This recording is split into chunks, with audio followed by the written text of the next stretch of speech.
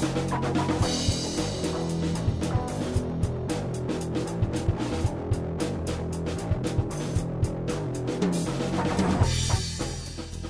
to The Walking Dead, the officially unofficial podcast for The Walking Dead on AMC. I'm Jim. I'm Aaron. And today we're talking about Season 8, Episode 13, called Do Not Send Us Ashtray. Yeah, it's like when your kid is in the second grade and they're all making ashtrays, and it's like, I don't know what this looks like. I don't want it, but you're my kid, so I can't say no. That's what we got sent. Do Not Send Us Astray. I honestly couldn't tell you the meaning of this episode title.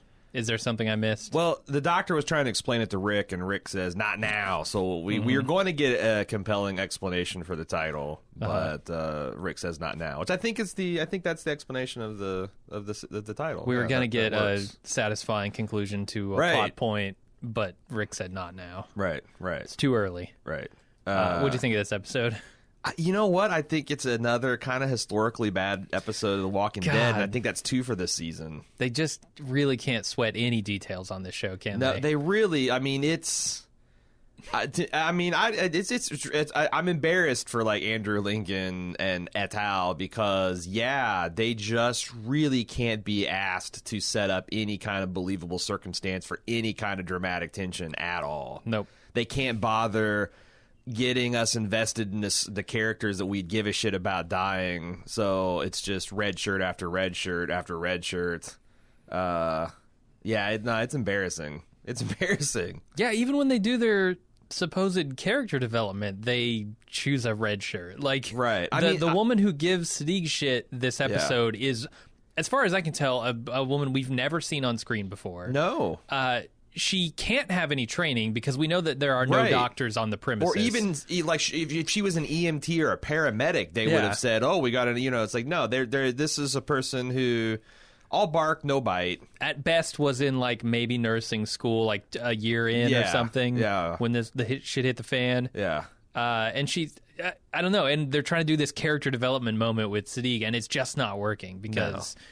We don't know who this lady is. We don't know her backstory. Why is she giving him shit? Those are the questions we're asking instead of, what does this mean to this character? And like Henry, the set piece of Henry going to interrogate the prisoners is a Fabergé egg of just literally the first words that came out of a writer's mouth were like, let's go with it. A kid will go down there and he'll accost a whole bunch of grown-ass men with a gun. And even though this is a chicken wire fence full of prisoners, we won't fucking sweat a guard on it. And that'll just happen. Yeah, I love it. But that's not dramatic enough. He needs to enter the cage with them. So will he have a fucking... How the hell would this 8-year-old get a key to the goddamn prison facility? Like, Fabergé egg was wrong. It's those little Russian nesting dolls. Yes. See, if we were making a podcast that was The Walking Dead, we would gone with Fabergé egg. The art department would be like, well, fuck, he said Fabergé egg. It's not clearly, let's make a Fabergé egg because fuck him. So, yeah. Yeah, I agree. It was not a good episode of The Walking Dead. No, we were led astray. We were. And we're continuing led astray. Hey, everybody. Want to touch base on some things going on baldmove.com this week. Jim and I are continuing to experiment with twitch.tv at twitch.tv/baldmove. If you're not familiar with that, it's where you watch people play video games. And it sounds ridiculous. It is ridiculous, but people enjoy it, and we're trying it out. Last week, we did a lot of Seas of Thieving. Yep. This week we're playing this game Into the Breach, follow up to FTL, and also we're going to try to play A Way Out if we can get our computers coordinated enough to do it. I think I've got a way to do it. Oh yeah? Yeah, we'll see. We put cameras all around the Bald Move studio, and we actually try to escape it. Yes. We turned this into one of those escape rooms, and we filmed that, and we wear like a Nick Cage wig and like a fake beard, and then we'll be good to go. But yeah, check that out on twitch.tv/baldmove. Our schedule right now is we stream on 4 p.m. Mondays and Wednesdays Eastern Standard Time, and also just a lot of other weird times. So that's our core times if you want to tune in and check it out. Also, we're returning to Con of Thrones this year. Con of Thrones is moving from Nashville to Dallas, Texas, May 25th through 27th this year. They still have tickets available. There's tons of guests that they're announcing daily. Stars of the Game of Thrones, stars of the Game of Thrones universe, podcasters and other content creators are going to be there. It's going to be a good time.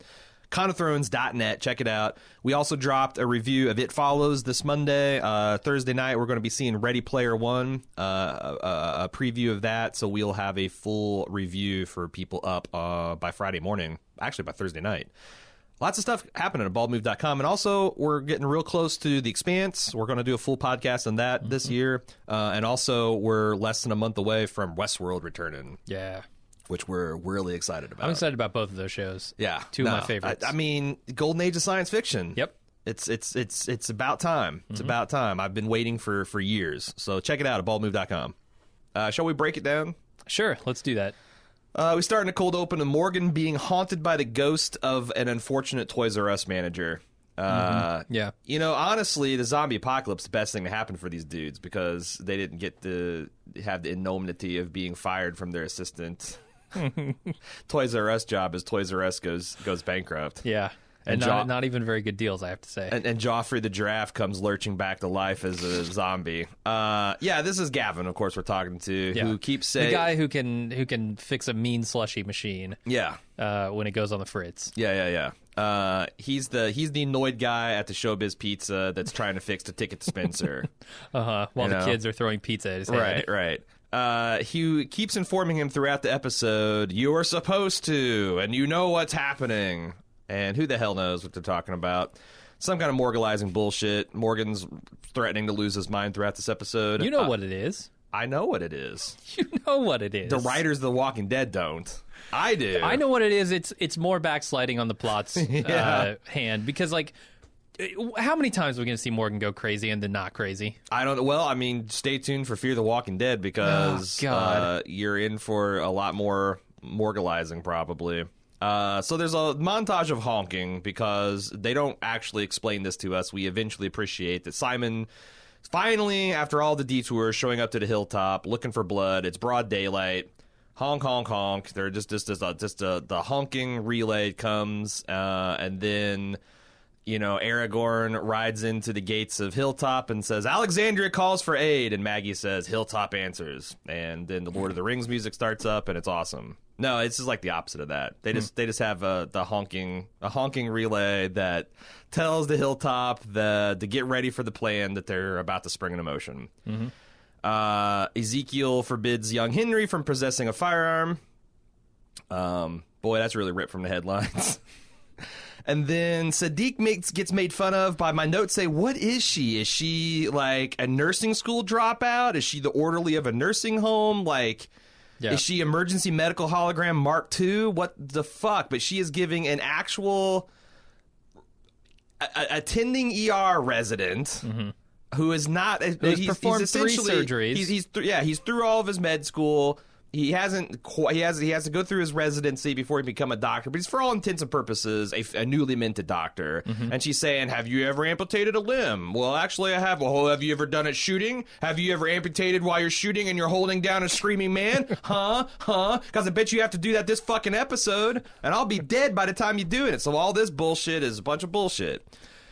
Yeah. Anyway, he shuts her down by saying, stop asking what I've done and tell me what to do. And she decides she likes him.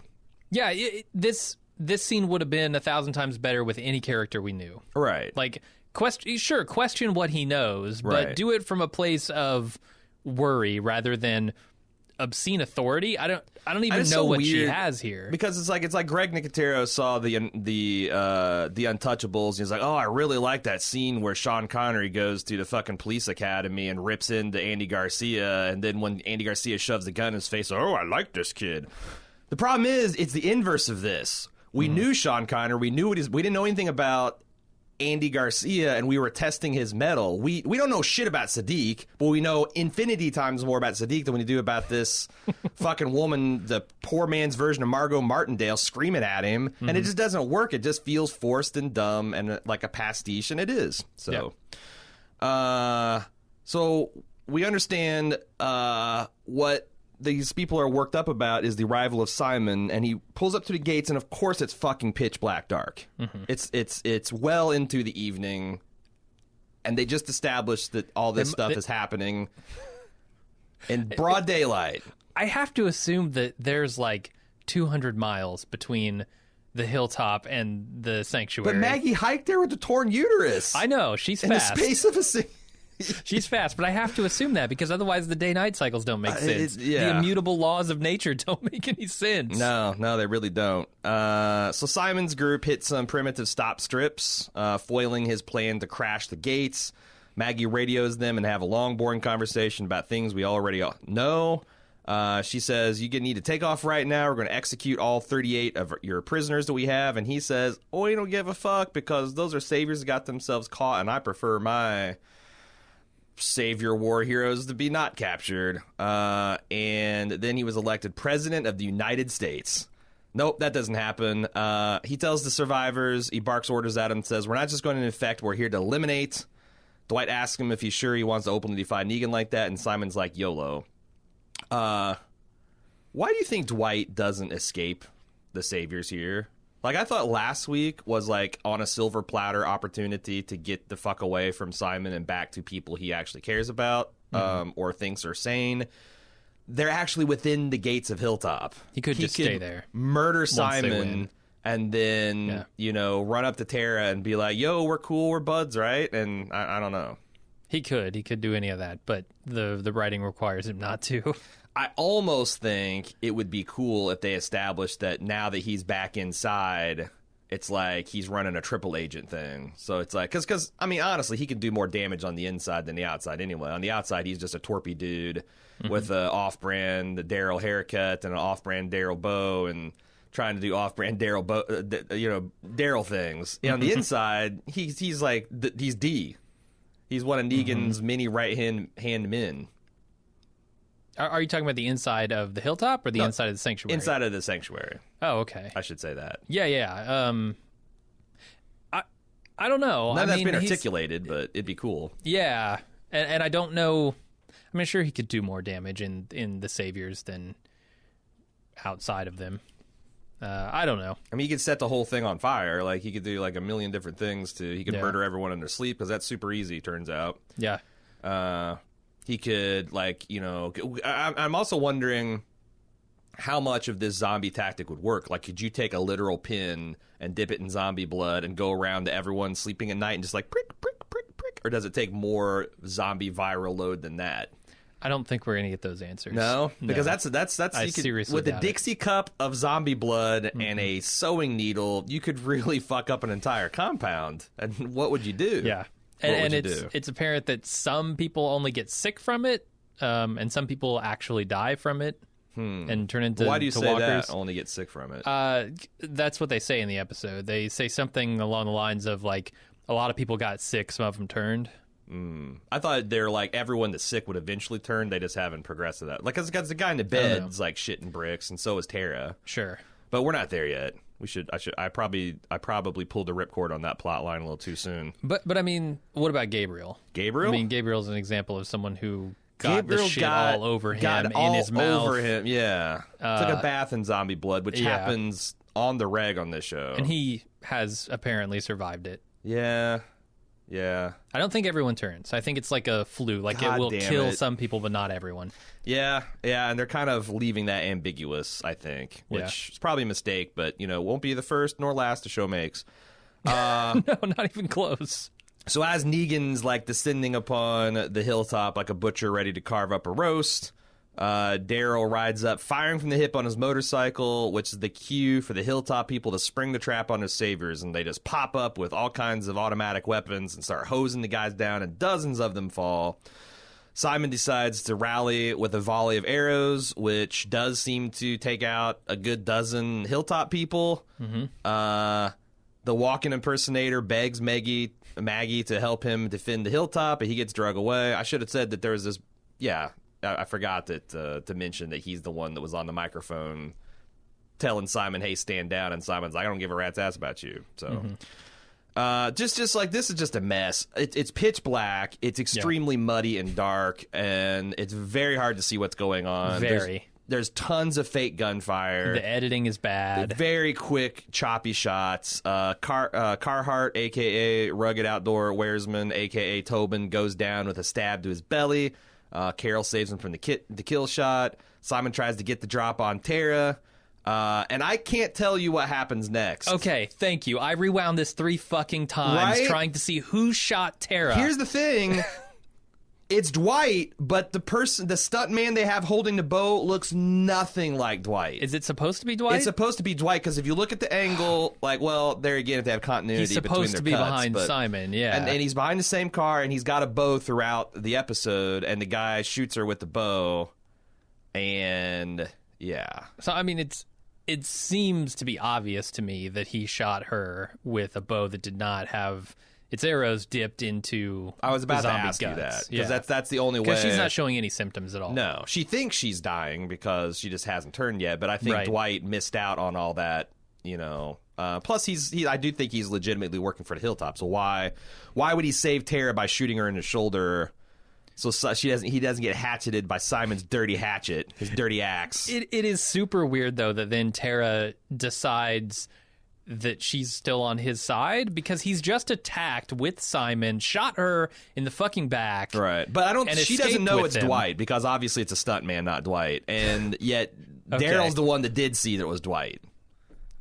But he's telling her, yeah, look, Dwight was the one who shot you. I saw it with my own 2 eyes. Yeah. Well, and Tara's still like, no, he tried to help me back. He saved my life back in the swamp. I think in a better show, this would be an interesting scene, because she's trying to take responsibility for her shitty attitude, turning him against them. Like her the way they could have made this point brilliantly is, like, what if Glenn had been super shitty about the fact that I just killed his father-in-law on this raid in the prison, instead of welcoming me with open arms. Like, I could have turned out a lot differently, and I was essentially the evil Glenn in that situation. Mm-hmm. But they don't try to make that point, just like no one called Tara on her turncoat bullshit 3 episodes ago when it would have actually mattered. Is this shit all shot and writ out of sequence? Because, like, yeah, this was shot before season 3. I mean, I would believe it, because, like, that's a really excellent point that should have come up like 2 episodes ago. Yeah. And they don't get credit for remembering it 3 episodes too late. Yeah. So anyway, Michonne finds Daryl and says Maggie's about to give the signal. It's time to go. The signal being to just throw a bunch of hand grenades into the foreground, shoot out all the lights of the hilltop, and plunge it into darkness. Mm-hmm.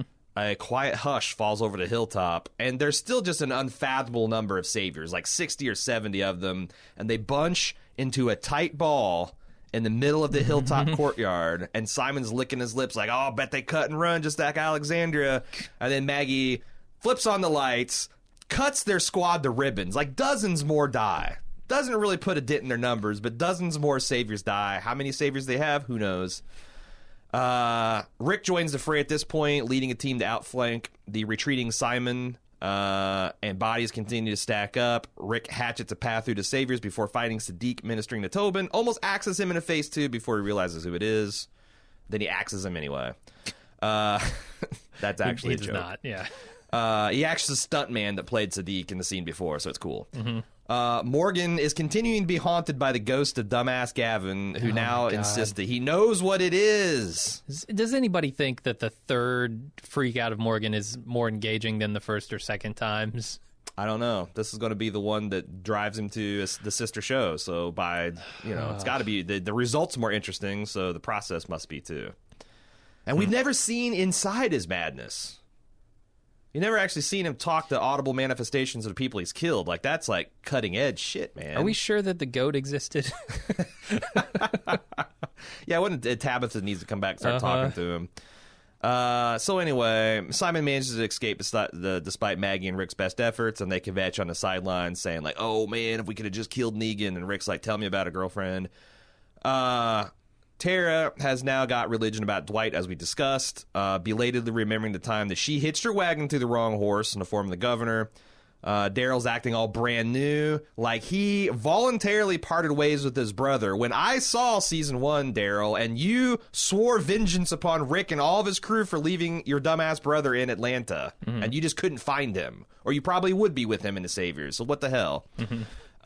He rhetorically asks Tara if she's forgiven Dwight for killing Denise, and she says he has because he saved her, and Daryl says, well, I saw you just get shot by him, so this is a dumb conversation and nothing's getting settled.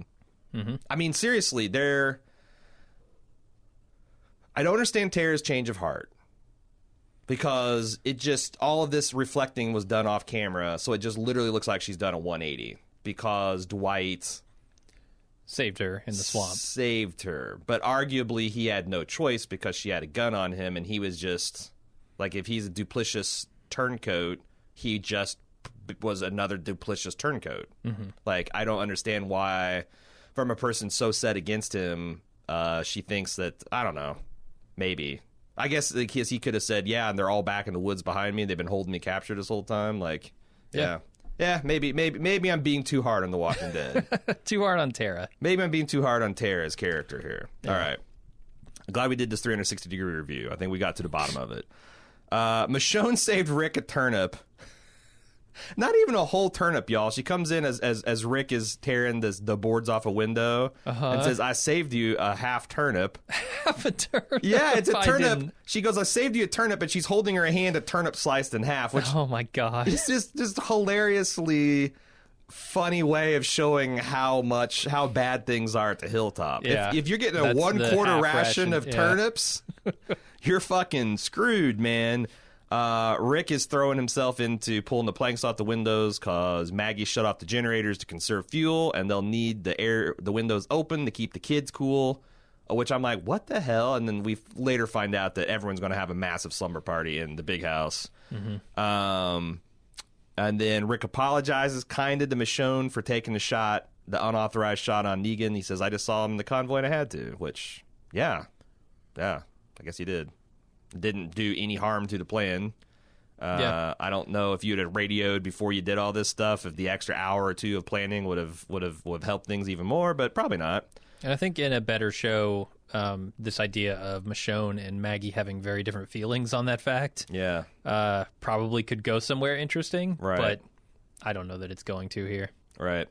Maggie takes the walking impersonator outside the gates and order him to bury his people. He rejects them as not being his, but appreciates the fact that he sees them, or she sees them, as people. Shitty Bow Girl version 2.0 then blows all kinds of sunshine all the way up Maggie's ass about her leadership.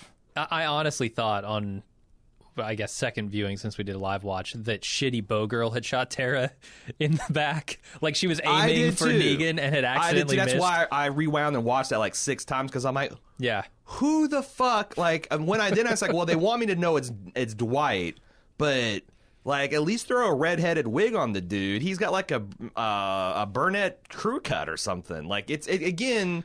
Wow. It's a very poorly filmed scene and super dark. Mm-hmm. But I'm pretty confident that is not actually Dwight. It's terribly edited, too, because when you look at it, like the shot before they show Dwight take his shot is just some rando getting killed. Like you see Tara, right. In between showing Tara and her getting shot, there's a rando of somebody getting killed. I don't even know who it is. And I'm pretty sure they crossed the line a couple times. Like if you're shooting confusing fast cut action, you have to have a consistent frame of reference for what is left and what is right and how things are entering and exit scenes, because it's very confusing and visually things can get confusing, and they just like, fuck that. We're just going to flip things around and go 180 and 360 and and it's all dark as hell too, so who cares?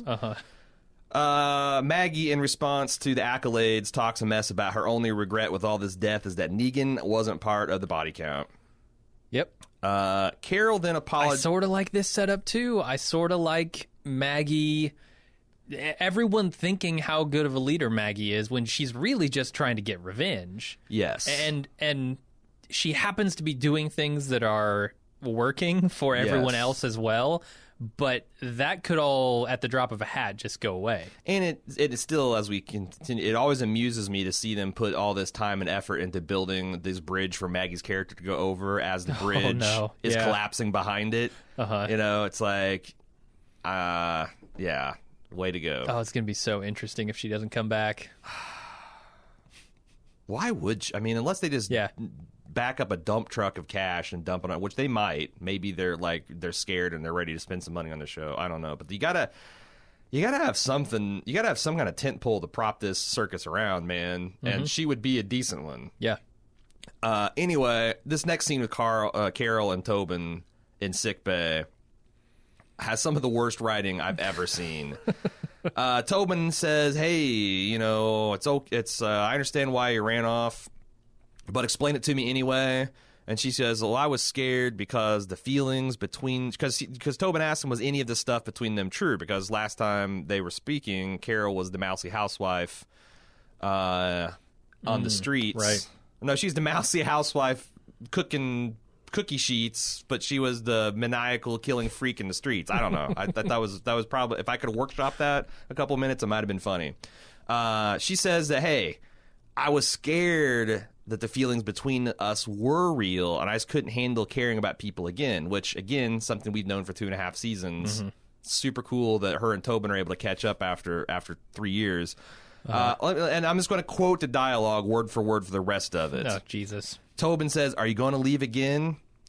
Carol, I don't know. I think some people are lucky to just live. Some are lucky to just fight. Tobin, even after it ends? Carol, I don't think it will end. Tobin, but the end of the fight, that's what we're fighting for. Yeah. Carol, winning just means we get tomorrow. Maybe one more night. Maybe one more morning. After that, no guarantees. And after these last sentence or two, we get a montage of people from the hilltop we don't know, grieving and dealing with their shit as Henry steals a rifle from the mansion. This 8-year-old kid who everyone's worried about doing something stupid is just left to waltz around and grab an assault rifle. And yay, we get another psycho kid because, we killed off the last half dozen of those as they got interesting. Why not another? Siddiq finds Rick brooding and tries to tend to his wounds. He also offers wisdom from a prayer for the dead that he has memorized. Rick tells him to save it when it looks like he's trying to turn it into a sermon on not losing your way. And I'm like, thanks, Rick, because honestly, we've got 3-dimensional morgalizing in this episode going on already. We don't need any more. So, I need to set up some stuff so the following will make a lick of sense. We have everyone in the hilltop sleeping in the big house. Like, just ass to nose, just tightly bunched up, all floors. There's no one standing guard. 0 guards. No one. No, even though there's just been a deadly attack by the Right. Saviors, they know they're within shitting distance. Yep. No guards. And you've got wounded people, which maybe they're in stable condition, but they're still wounded people in this zombie apocalypse where someone can die and come back into a killing machine. in the Prison. Right. Jesus Christ, Right. Maggie, you were there. You saw this shit. Yeah, your dad. What is wrong with you? Oh, God. There's no attempt to separate the wounded and potentially ill from the rest of the group. There is like a medical facility that the worst of them are in, but they made the point that there's wounded people mixed in with them too. Also, everyone in this house is under heavy sedation. I can only assume Siddiq thought it was medically prudent to induce a medical coma in everyone just to make sure nothing bad could happen as a precaution. Those aspirin comas are deep. Yeah, so just keep all this in mind when I describe what happens next. Tobin dies in the night, gets up an hour later and rips out a man's throat in complete silence. Yeah. The man does not yell, the man does not scream, the man does not object at all, really. He's Really, ready for this to be over. The grumpy not doctor lady from before notices the trailer Tobin was in was open, and it's covered with blood. Just blood everywhere. And Tobin comes up from behind her and rips out her throat silently. Now, at this point, there's like 4 or 5 zombies who are left to wander into the mansion, whose main door is open, which I guess is ventilation. Was that the point of Rick pulling off the slats from the windows? Like, we have to leave the front door wide fucking open? But all the windows are closed. Yeah. Every single fucking window in this house is shut, and the front door is wide open. I was about to go into that. What the fuck? Come on. At the same time, one of the wounded on the second floor of the mansion succumbs and rises as a walker. He stumbles to the grand staircase in the middle of the mansion and falls fucking down it. Oh, man. Just a full-on header. Rumble, rumble, rumble, tumble, tumble, tumble, groan, groan, groan, zombie groan. No one stirs. Like there's literally people sleeping in sleeping bags. He falls on top of them. No one wakes up. We cut to a commercial because even the Walking Dead people are self-conscious of the fact that none of this fucking shit makes sense, and maybe if we hit you with a BK or a Taco Bell fucking nacho fry commercial, you'll be distracted and you won't remember. They come back to something even worse. Henry, at 4 o'clock in the morning, decides now's the time he's going to take his gun out to the pen and accost all the survivors. keep in mind, the only thing holding these guys in is like, it's not even chicken wire. I'm not sure what you'd call like this livestock fabric that's like got 4-inch by 4-inch holes between the wire. He's got a gun on them. He can shoot everyone. He can murder everyone in his pen. There's not a thing he can do about it. But he rolls up, and Gregory tries to do this 2-bit Pennywise imitation on him. Henry ain't buying it. The walking impersonator tries to talk him out of the strategy of killing everyone connected to the death of his brother. Henry's still not having it. Then we hear the first scream from the mansion. And the mansion's pandemonium. I mean, we arrive full tilt, and the walkers just tearing into men, women, and children who are quite literally helpless unless a main cast member comes flying in with an edged weapon to save them. Yeah. Like, if your name's not Daryl, Rick, or Rosita, you are just going to flail about as zombies rip into you and do nothing. Oh, my fucking God. Yeah. Siddiq amputates a man's arm as he holds him down, and Rick fends off zombies, and he says, "Take that, shitty zombie not doctor lady, I fucking can do it." Outside, Henry decides he's not fucking around anymore, and he opens the door to the cage. Yeah. Why does he do this, Jim? Well, he just had the key in his pocket. He's got to use it. Yeah, Ezekiel says, "I have a job that's very important for you, young Henry. It's to guard the key that guards your tormentors." Like, I can almost see Ezekiel doing that. Yeah. Like, Henry doesn't feel important. He's got to have a job. I know he can hold the key to the prison. Yeah, because how will teach him some things about trust and loyalty. Yeah, how will he ever get a gun, and how will he ever wander past the heavily armed, guards that are guarding these 38 dangerous men? There's no way. No way this could happen. He hilariously demands to know who killed his brother, and he's doing it in like the butchest way possible. He's literally this 8-year-old kid saying, "Be a man, step forward, or I'll kill your bros, man. I'm gonna kill your bros. I'm gonna put your bro shit in, man. I'm 8 years old. How's that feel? Balls not even dropped. I'm gonna fuck ya, bro." That's what he's doing this whole time. At this point, one of the saviors randomly has died and risen as a zombie and bites another motherfucker that we don't know or care about. Who screams, by the way. Who screams bloody fucking murder. Yeah. And Henry is bum rushed by Rat-Faced Jesus. This is the worst part of all of it. We have to deal with Rat-Faced Jesus on the loose again. I don't ever want to see his face again. Yeah, he pushes Henry to the ground, takes his gun, and says, "On me, guys. I'm going to lead a charge of the Dark Brigade the fuck out of here." And Gregory decides to go with. Why doesn't... This would have been worth it if Rat-Faced Jesus had just shot Henry point blank in cold blood. Yeah. And I think that's what Rat-Faced Jesus would actually have done. He would, yeah. But it eliminates a potential problem for him. But they don't, because... That's a fine question. They've killed children in cold blood before. Right. I don't know why the show doesn't do that. Right. I mean, I guess it's because they need Henry to be, Carl 2.0 maybe? I hope not, but yes. So, yeah. And he's starting off as a good Carl 2.0 because he's up in the middle of the night, nobody watching him, nobody caring where a child's at in a zombie apocalypse. Who gives a shit? Rick, Morgan, and Daryl mop up the mansion zombies while they wonder what the hell just happened. Carol has to put down Tobin herself. Leaves one last sick man left. Rick realizes what Negan has done after remember Negan's gory, blood-soaked bat. The sick man realizes why he's been running a super high fever and asks for someone to take him out. And I guess they do, because that scene doesn't really go anywhere. I think it's just... I don't even know why it's there, because I thought... Why? Well, yeah, why? It's for Tara's benefit. But Tara wasn't in the room. Tara's in the room with Maggie, and they later come and recall all this. Well, via the audience. Like, we have to know the stakes here. Because we didn't. Because we didn't already when Daryl said, "Oh, shit, they're all turning. They got sick." Right. Yeah. So Rick and Daryl report to Maggie, saying as much. Tara, who also has got shot and thinks she's going to die at this point, seems to take it in stride. Daryl apologizes for not killing Dwight when he could, and Dara continues her character swing back into deep moralizing. Oh, outside, Siddiq is fighting for his life with a walker. The Walken impersonator comes flying up with a shovel to save him. God damn, I wish I could do a Christopher Walken impersonation, because this would be like 10% more funny. Yeah. Funnier.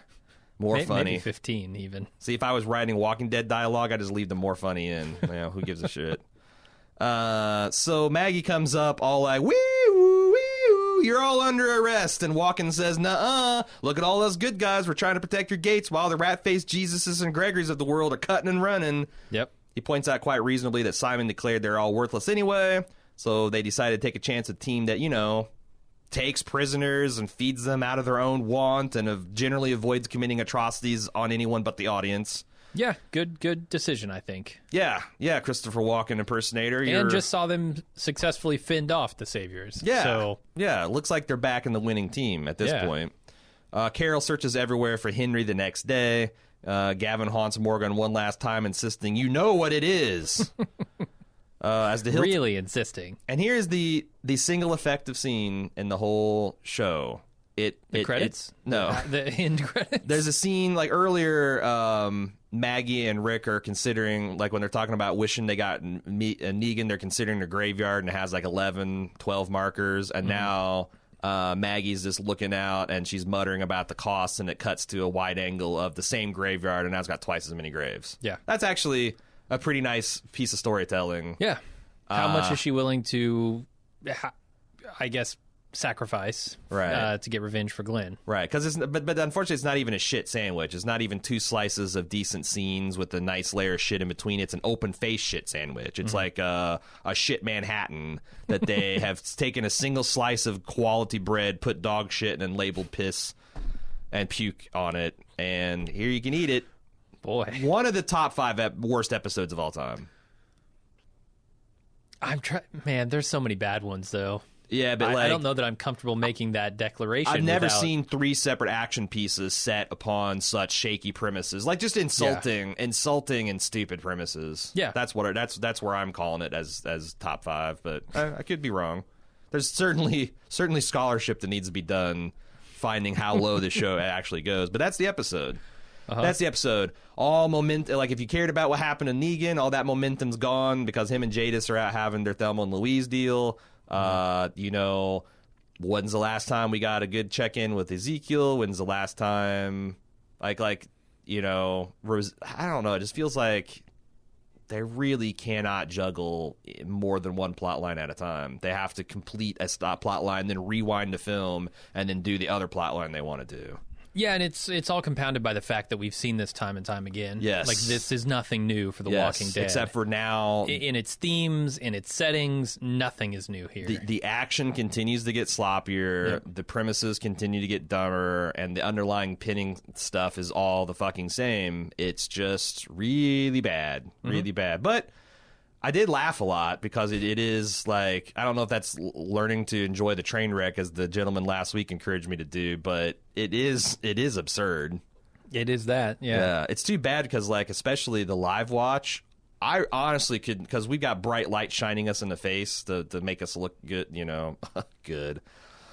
Visible. So you could actually see our faces and see. It's like, we take time to try to appropriately light a scene. If I were to shoot you in the back with a crossbow, everyone would know who did it. Right. If I was The Walking Dead, we would turn all the lights off the room and have bright lights behind us, so we just show up as like fucking deep, like the whistleblowers on some kind of investigative journalist interview type thing. But yeah, it makes it really hard to fucking see what is going on in this dark, saturated scene of muckiness and questionable body doubles and stuntmen. Like, yeah. But that's the episode. Hey, everybody, I'd like to remind you about the club and how you can support Bald Move by going to the club.bald... I'm sorry, not the club. No, just go to... Don't go there. https:// club.baldmove.com to be precise, and you'll be taken to a gateway of awesome extra bonus content, such as we do a live watch of The Walking Dead. You think Walking Dead is a ridiculous show? You can watch us react to the ridiculousness in real time. Yep. Every week at 9 p.m. Eastern Standard Time on Bald Move. If you're a club member, if you're a club.baldmove.com member, we also do a lot of one-off stuff like quips and video game playthroughs and variety shows like Lunch with Jim and Aaron. We also have ad-free feeds, so you don't have to listen to me hawk all this crap every talk about protein bars and mattresses and clubs, razors and razors and underwear. We still haven't gotten underwear. Not yet. The chaps my ass because my ass is not chapped because I'm wearing a very comfortable online underwear brand that I love to market. I'm wearing one. I'm wearing them right now, but I'm not going to unless the MeUndies people just dump a truckload of cash on me. Damn it! I fucking gave them a free plug. If you don't want to hear these free plugs, people have no idea how to run a business. Running a business, go to club.baldmove.com and just block it all out. Club.baldmove.com. All right. Well, we have one piece of feedback, as is our motto now. Single feedback. I picked a pretty long one, though, so we might have, 5 minutes of discussion here. All right, let's do it. If not more. Let's do it. This week I picked Kevin M., who has a few things that he wanted to say here. First of all, and I think this is telling, he says his wife has the absolute worst taste in television. Bless her heart. She watches garbage like Gossip Girl and Pretty Little Liars. She's been on board with The Walking Dead with little to no objection since the beginning. Last night, she turned to me and said, "Why do we watch this show? This is terrible." And his question from that is The Walking Dead finally losing that last batch of low expectation viewers? I don't know. I think some people are lucky to just live. Some people are lucky to just fight. Yeah. What are we watching for? We're watching for the end. I don't think it ever will end. I don't think they've lost the lowest expectation viewers yet. Well, you know what's because crazy? They still have 6 million people watching this show. What's crazy is like the highest upvoted votes on the subreddit, the main Walking Dead subreddit thread, which is how I kind of gauge how the community's doing, is all like people just fucking climbing to the top turnbuckle and elbowing the corpse of the Walking Dead.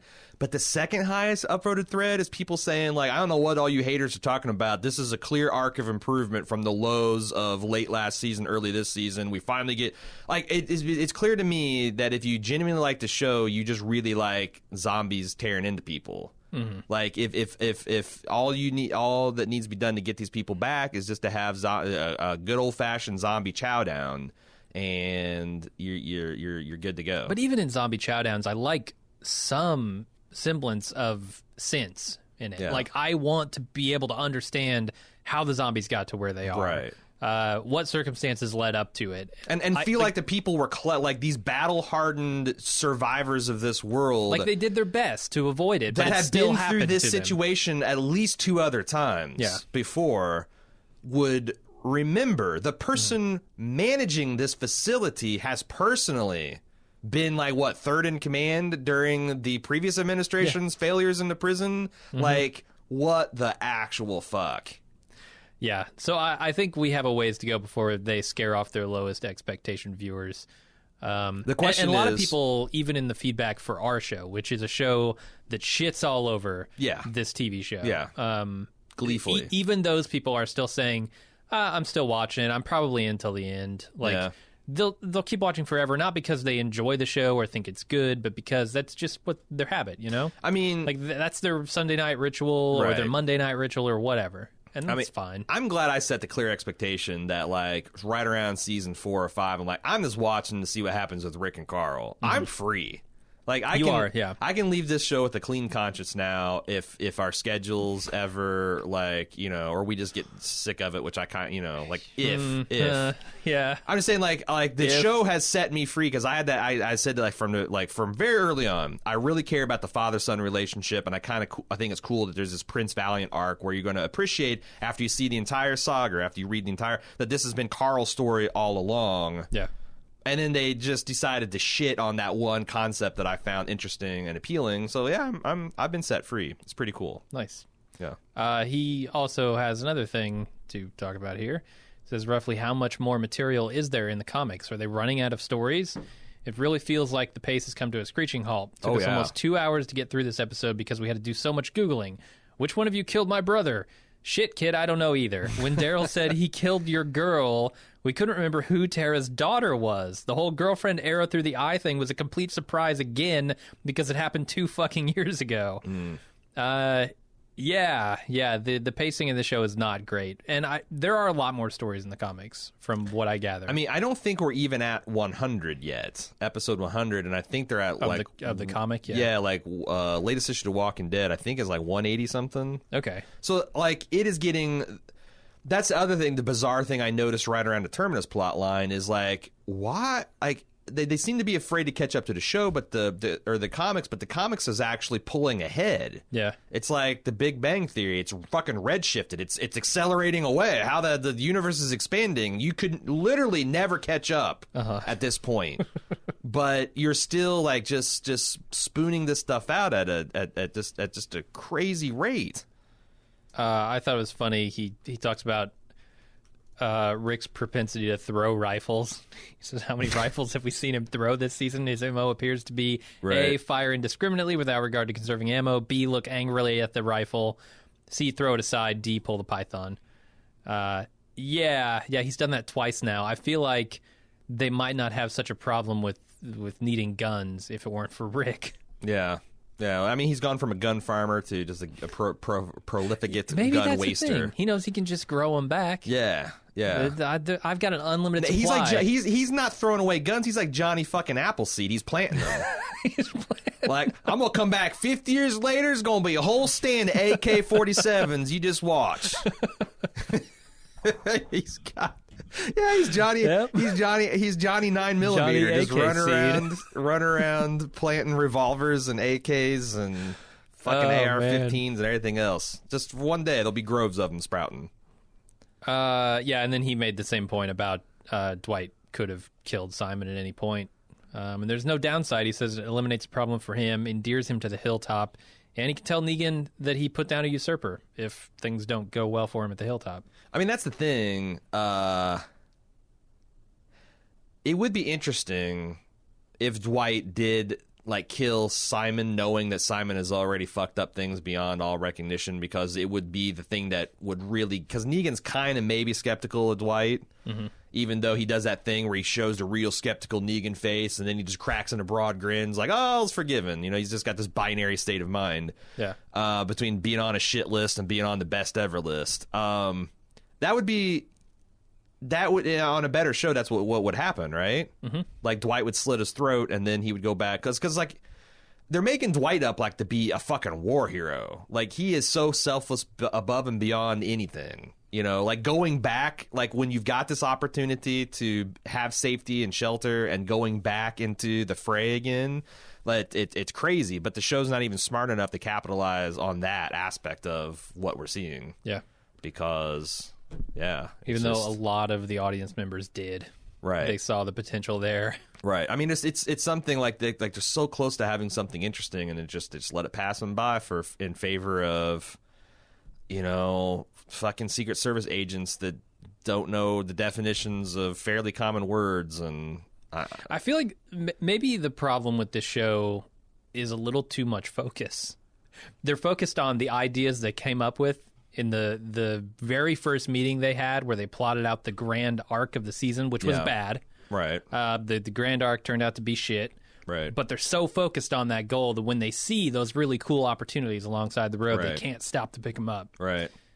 Because they would get in the way of their major goal. It's just sad because, once again, for people that want to hate, there is, in some universe, a version of the show where Frank Darabont's still at the helm, and they're wrapping up a wildly successful, like it's going to be 10 seasons, and they're going to wrap it up, and they're going to be all these deluxe Blu-ray features where all these artists are saying, like, man, the awesome thing is the comics were just a perfect fucking storyboard. Got to give it up to Charlie Allard and you know, like all these twists, and we just had to film it and let it sing and introduce this material and the millions of more fans, and everyone's happy and everything's awesome, and then you could have the executive saying the brilliant thing about this show is it's so fucking cheap to make. The settings are just abandoned buildings, and there's shit tons of those all over North America. We just have to go and kind of make them slightly shittier, and then also blanks and squibs, fucking cheapest special effect you can get. So there's lots of that. We got the best zombie man in the game, Greg Nicotero, and he's never gotten fucking pretensions and delusions or grandeur for. He's just been sitting there in the workshop, steady fucking making zombies for it. It's like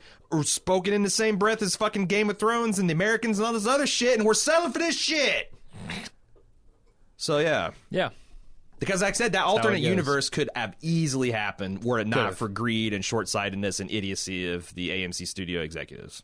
Yeah, So maybe they'd still be at 17 million viewers a week or higher. Oh, they might even be higher. Yeah. Like there's conservative estimates that Game of Thrones had 100 million people watching per week last. If you add up all the different ways you could watch it, the HBO numbers and the piracy, Yeah. Walking Dead could easily be there, but they're not. So, yeah, if you'd like to send us feedback to be considered for feedback of the week, do so at watchingdead@baldmove.com.